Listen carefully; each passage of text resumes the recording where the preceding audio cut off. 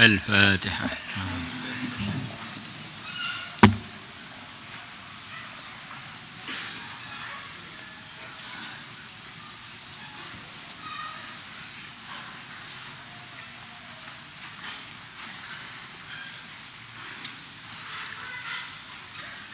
الله أكبر. بسم الله الرحمن الرحيم. في رواية, dan dalam sebuah riwayat, khalaqallah, Allah telah menciptakan jannata adlin biyadih, surga Aden dengan kekuasaannya, wa dalla fiha thimaraha, dan Allah telah mendekatkan fiha di dalam surga Aden, thimaraha buah-buahannya. Di buah-buahan surga itu oleh Allah dimudahkan untuk dipetik. Nah itu gambarannya bagaimana? Ada banyak pendapat di sini. Di antara gambarannya, orang di surga itu enggak perlu repot-repot manjat pohon-pohon yang berbuah di surga. Mereka sedang duduk begini, pengen metik juga bisa. Sedang berjalan juga bisa, sedang duduk juga bisa, sedang berbaring juga bisa. Nah, apa pohonnya itu nancapnya di atas, kemudian buahnya di bawah. Ya nanti kalau di surga akan melihat sendiri. Nah. Itu yang jelas, pohon-pohon di surga itu dari sisi mana aja mudah dipetik buahnya. Ada yang mengatakan surga ini kan bisa ngomong. Kemarin telah kita bicarakan surga bisa ngomong. Dan surga itu dalam bahasa tertingginya kebun tuh, dalam bahasa kita namanya surga.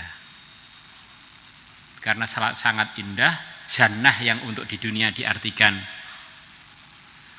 surga. Kebun itu di sana karena kebunnya itu abadi, indah, isinya lengkap, maka dikatakan surga. Maka kalau surga ngomong tuh maknanya surga itu bisa, artinya itu pohonnya, bisa keseluruhannya, bisa sebagiannya, ngomong, bisa ngomong.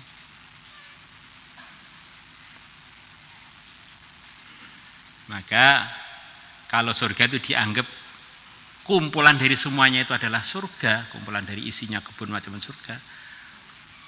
Maka surga itu memahami apa yang diinginkan oleh penduduknya. Pengen jambu, langsung jambunya datang. Nah, tinggal metik. Pengen delimanya pohonnya datang, tinggal metik. Nah, kalau nggak pengen metik ya langsung datang sendiri, langsung siap. Sebagaimana dalam sebagian riwayat, penduduk surga melihat berbagai macam burung-burung yang indah, termasuk burung-burung yang begitu indah tapi enak kalau dimakan. Ini termasuk daging yang nanti akan abadi sampai surga adalah diantaranya adalah daging burung. Walahmi toirim mimma yastahu.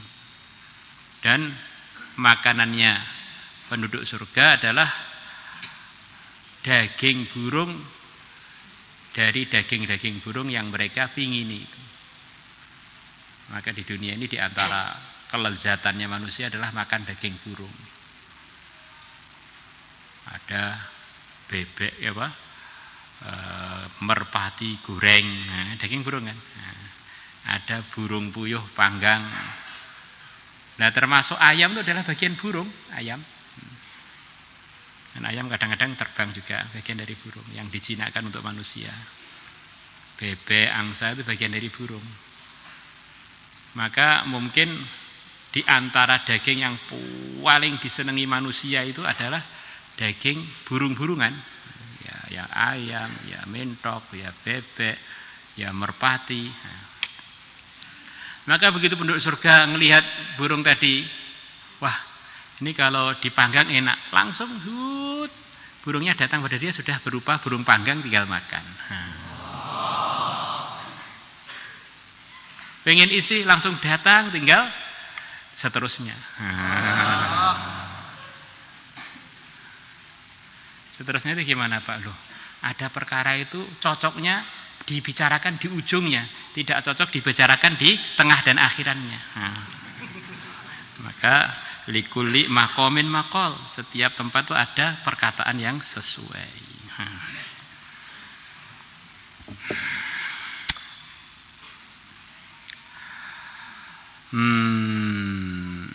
Wa syaqqa fiha anharaha, dan Allah telah membelah di dalam kebun tadi sungai-sungainya.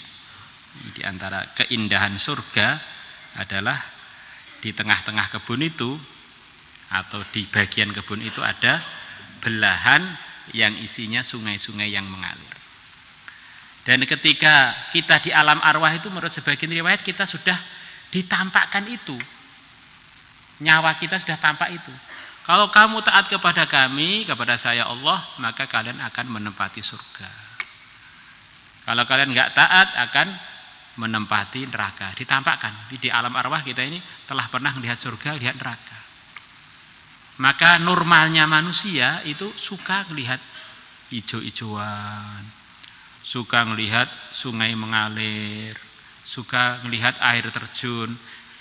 Karena itu sebetulnya nyawa dia itu kangen dengan surga. Yang repot pergi ke gunung, pergi ke tempat-tempat indah malah maksiat. Rajowo. Itu semuanya adalah gambaran kamu dulu pernah lihat surga, akhirnya kamu kangen. Kalau kamu pengen dapatkan surga atau kebun-kebun seperti begini yang lebih indah lagi, amal agama dapat. Maka manusia itu normalnya takut dengan api. Kalau melihat api, dia hati-hati. Melihat api dia waspada. Karena dulu pernah ditampakkan api. Api itu adalah satu makhluk Allah yang tidak bisa bermanfaat kecuali kalau dipenjara katanya. Kok dibiarkan ngerusak. Dipenjara dalam kompor, akhirnya muncul dibatasi manfaat. Dalam korek dibatasi. Tapi kok tidak dipenjara? Bakar kamar, bakar orang, bakar apa-apa. Yang repot itu terusannya. Orang kok suka api apa dulu itu memang ditampakkan neraka tok, nggak tampak surga gimana gitu lah. Dicari-cari bahkan korban untuk beli api. Masya Allah. Ini aneh. Ya, ini perenungan lah. Surga itu nyata, neraka itu nyata. Tiap hari diajari Nabi, Allahumma ajirni minan nar, ya Allah lindungilah aku dari api, lah kok malah api didekatkan dengan mulutnya.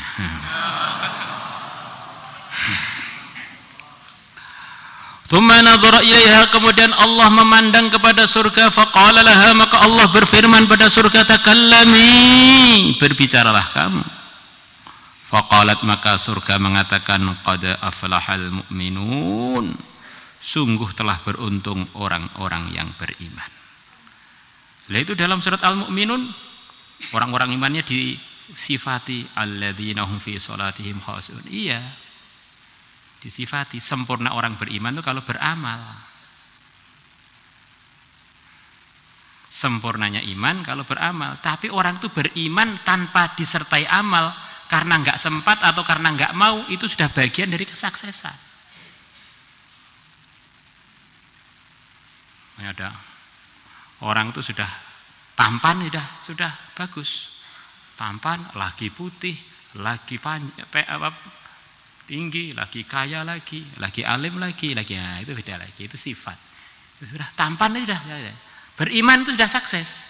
Tapi apalagi kalau ada sholatnya khusyuk, kemudian menjauhi maksiat, bisa menjaga kemaluannya, membayarkan zakat, nah itu sempurnanya orang-orang yang beriman. Maka di sini dalam hadisnya enggak ada terusannya. qad aflahal mu'minun, sungguh telah sukses orang-orang yang beriman. Sebagaimana keterangan kemarin itu. Sekarang ada orang wafat. Ada orang wafat. Satunya mengatakan la ilaha illallah, wafat. Maka kita berhusnudzon, bahkan kalau perlu meyakini bahwa orang ini zahirnya memang pasti masuk surga, karena Nabi mengatakan man kana akhiru kalamihi la ilaha illallah dakhalal jannah. Kemudian ada orang yang kedua, hari-harinya beriman, hari-harinya kita lihat bagian dari orang beriman. Kemudian dia wafat tanpa mengatakan la ilaha illallah.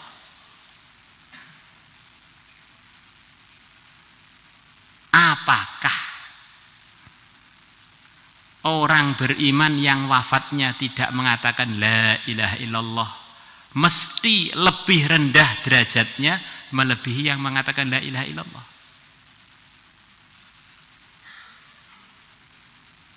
Maka pendapatnya para ulama tidak. Orang yang wafatnya mengatakan la ilaha illallah, anggap saja pasti surga. Yang tidak mengatakan belum tentu lebih rendah daripada yang mengatakan. Dalilnya apa, Pak? Ya banyak. Di antara yang terkuat, orang yang terkuat imannya, tertinggi derajatnya, pimpinan para nabi, para rasul, terakhir wafat, yang keluar dari mulut beliau yang masyhur adalah Allahumma ar-rafiqal a'la. Ya Allah, kumpulkanlah aku dengan teman-teman yang terbaik. Itu akhir katanya Nabi. Di antara wafat yang sangat tinggi derajatnya adalah wafat syahid dalam fisabilillah. Umar, di surga sana ada satu istana yang di dalamnya ada 500 kamar. Ada di dalamnya ada 5.000 kamar. Setiap kamar ada 500 bidadari. 500 kali 5.000 berapa? 2,5 juta ya? Ya. Benar. 500 kali 5.000 2,5 juta. Benar. Apa 25 juta? Wis hitungan dhewe. Ha, 2,5 juta. Allah. Untuk siapa ya Rasulullah? Untuk semua nabi. Untuk siapa lagi ya Rasulullah? Untuk Siddiq, untuk orang-orang yang mantap imannya. Untuk siapa lagi ya Rasulullah? Untuk setiap syahid, orang-orang yang wafat dalam memperjuangkan agama. Ini para anbiya itu, anbiya sudah nggak usah dibahas, memang nabi. Siddiq itu tidak selalu wafat fisabilillah, tetapi dia derajatnya di bawahnya para anbiya. Sayyidul anbiya wafatnya di rumah, di pangkuan dan bersandaran di dadanya istri beliau yang tercinta, yang mulia Sayyidah Aisyah radhiyallahu taala anha. Maka kita ini menilai derajatnya seseorang itu bukan hak kita. Orang kalau sudah beriman, apalagi masyhur kesolehannya, masyhur kealimannya, ya sini orang yang sangat beruntung. Derajatnya nanti kalau di akhirat kita tahu derajatnya jelas tinggi. Orang beriman yang biasa saja tinggi, apalagi yang alim. Walaupun wafatnya itu di rumah, walaupun wafatnya di pangkuannya istri. Kemudian ada pertanyaan lagi. Di antara tanda orang itu wafat syahid adalah kalau jasadnya enggak busuk. Ini derajat syahid. Apakah orang yang jasadnya enggak busuk mesti lebih tinggi daripada orang yang jasadnya hancur busuk? Tidak juga. Bisa saja orang itu jasadnya hancur busuk jadi tanah, tapi derajatnya lebih tinggi dari yang tidak membusuk. Begitu itu ya. Maka kita ini kan bukan bagian juri akhirat kan. Maka dengan orang Islam itu husnudzon aja. Jangan sok membanding-bandingkan, nanti malah jadi kita sibuk membandingkan, lupa meningkatkan iman dan amal kita. La ilaha illallah Faqala maka surga Aden mengatakan, wa izzati, faqala maka Allah berfirman, wa izzati, demi kemenanganku, wa jalali, dan keagunganku, la yujawiruni, tidak akan bertetangga denganku, fiki, di kamu surga Aden, bakhilun, orang yang kedekut, orang yang pelit. Saya enggak mau masuk ke kamu jadi orang yang dekat dengan aku, dengan rahmatku, orang-orang yang pelit. Maka orang yang suka pelit hati-hati, jangan-jangan enggak dapat tiket masuk surga Aden. Salatullah salam